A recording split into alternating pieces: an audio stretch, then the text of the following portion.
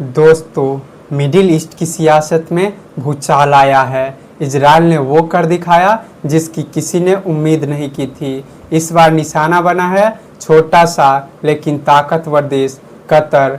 दोहा में मिसाइल गिरी, 5 Hamas leader मारे गए।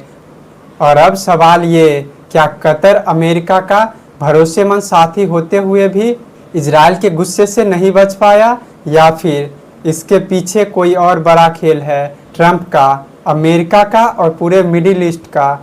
कतर को अक्सर लोग छोटा देश मानते हैं, लेकिन हकीकत में ये दुनिया के सबसे अमीर देशों में से एक है।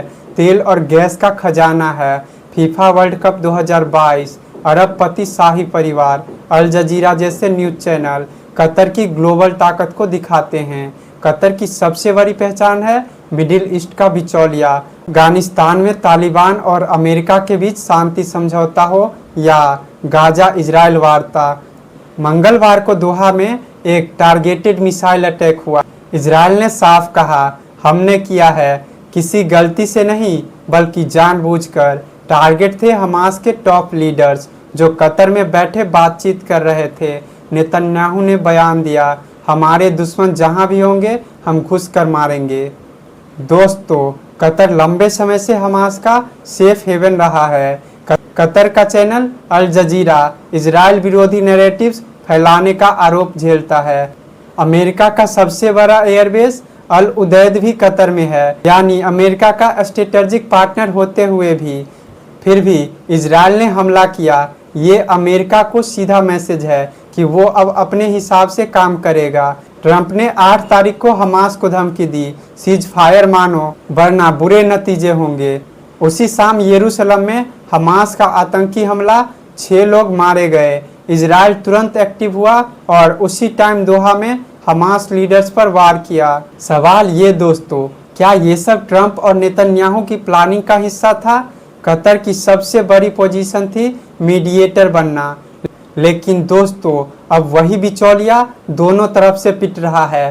पहले ईरान ने टारगेट किया, अब इजराइल ने।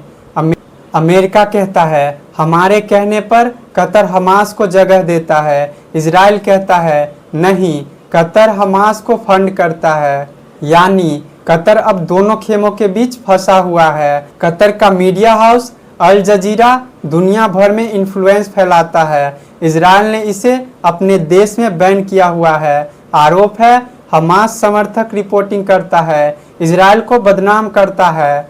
इजराइल का मानना है कतर अपने मीडिया और पैसों से हमास को मजबूत करता है। दोस्तों, सवाल ये कि क्या कतर अब अमेरिका से नाराज होगा या और मजबूती से उसके साथ खड़ा होगा? क्या इजराइल का यह हमला मिडिल ईस्ट को नए युद्ध में धकेल देगा? क्या कतर की मीडिएटर की भूमिका खत्म हो गई? और सबसे बड़ा सवाल, अगर अमेरिका का इतना बड़ा एयरबेस कतर में है तो क्या इजराइल ने अमेरिका की इजाज़त लिए बिना ये हमला कर दिया? दोस्तों, दोहा पर यह हमला सिर्फ 5 हमास नेताओं की मौत की कहानी नहीं, ये पूरी मिडिल ईस्ट पॉलिटिक्स का बैरोमीटर है। कतर जो खुद को शांति का दूत दिखाना चाहता था, अब खुद जंग का मैदान बन गया है। और असली सवाल यही है, आने वाले दिनों में कतर शांति का राजदूत बनेगा या जंग का नया मोर्चा? आपको क्या लगता है? अपनी राय कमेंट में जरूर लिखिए।